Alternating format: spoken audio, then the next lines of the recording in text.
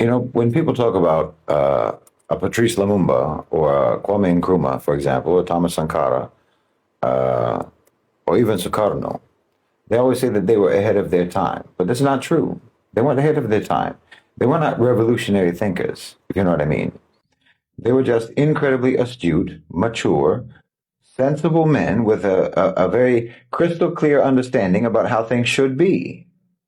There was nothing futuristic or utopian in their visions. They just understood and identified exactly what had been done to Africa and what was being done to Africa. And they understood exactly what liberation and what sovereignty required. You know, if they had been leaders in the West, no one would have called them revolutionary or even visionary. They just would have been regarded as logical, sound, rational, reasonable men who had an intricate understanding of economics and politics and basic fairness. I'm not saying this to slight them, not at all. I'm saying this to emphasize the heinous criminality of the Western power structure and how it has dealt with Africa. Because if you were a leader in Africa in the 1950s, the 1960s, the 70s, or the 80s, and you had a sound mind, a rational mind, you had an understanding of politics and economics, and you had an understanding of what's required for sovereignty and fairness, well, that made you a revolutionary, calling for, pursuing basic fairness and sovereignty and independence for an African leader, saying things and doing things and implementing policies that just made sense for your nation, constituted rebellion. No, they weren't ahead of their time. Time refused to advance. Time was being held back, especially in Africa. The West, Europe, the UK, and America refused to allow Africa to exist in the present day. Not just Africa, of course, all across the global South. But nowhere was this more the case than in Africa.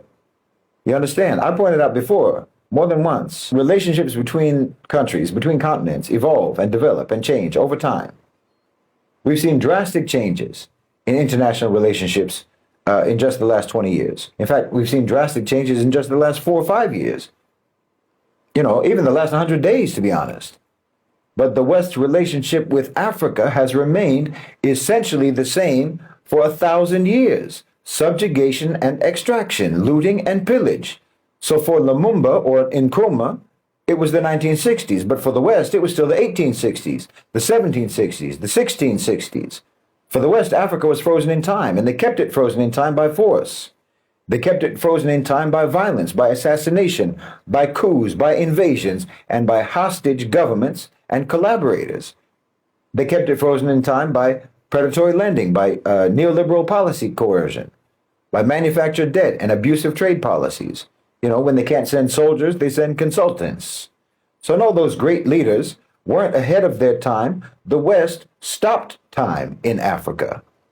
And understand this, when you arrest the forward movement of a people, when you stop them in time like that, you're not just stealing their wealth, you're stealing their future. You're robbing them of possibility. You're burying generations that have not even been born yet under the rubble of your exploitation. Because what could have been created, what could have been discovered, what could have been achieved, it never gets a chance to exist. The mind of Thomas Sankara, the determination of Patrice Lumumba, the vision of Nkrumah, these weren't anomalies. They're the normal, natural, healthy state of a decolonized mind, of a liberated mind coming from a liberated people. They're examples of what Africa would have been, should have been, and inshallah, bi'ithnillah, still will be. But the West systematically crushed the conditions necessary even for normalcy to flourish. You see, you don't just kill the leaders when you kill the leaders or when you overthrow the leaders. You steal the future that those leaders could build. You know, Allah subhanahu wa ta'ala said in the Quran that when you kill one person unjustly, it's as if you killed all of mankind. Well, that isn't just metaphorically true. In the case of the leaders that the West has destroyed in Africa, they also destroyed millions of lives along with them. Millions of living and unborn lives have been destroyed in terms of their hopes, their opportunities, their rights, their freedom, their independence, their sovereignty. Well, you can trace the carnage going on right now in Congo today. all the way back to the assassination of Patrice Lumumba. They assassinate the idea. They assassinate the man who represents the idea, so that future generations will look back and go, well, you know, they tried and they failed, so we better not bother. It's psychological warfare across time. Because if you can make a people believe that liberation is impossible, if you can make them believe that wanting sovereignty is naive and that dignity is an unrealistic hope, then you don't even have to conquer them anymore. They'll remain conquered inside themselves. And please understand, when we talk about people like Sankara, Nkrumah, Lumumba, Sukarno, we're actually just talking about the natural state of a decolonized mind. We're not talking about something extraordinary. We're talking about what's supposed to be normal, not exceptional, normal. They didn't have utopian visions for their countries. Like I said, they wanted their countries to be normal. But the West would not allow it. And back then, the West had the power to prevent it. The relative power, that's the key point.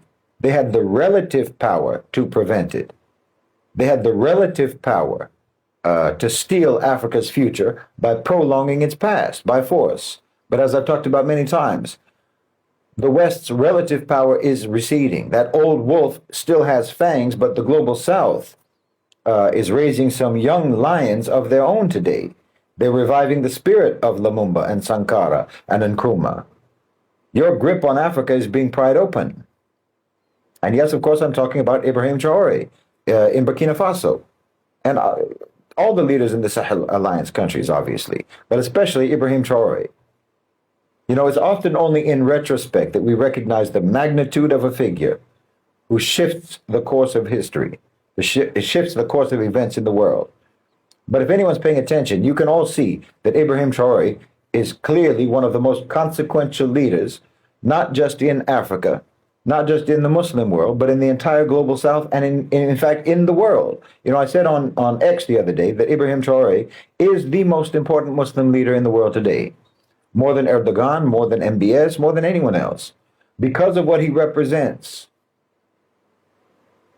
You know, of course, I had a lot of fake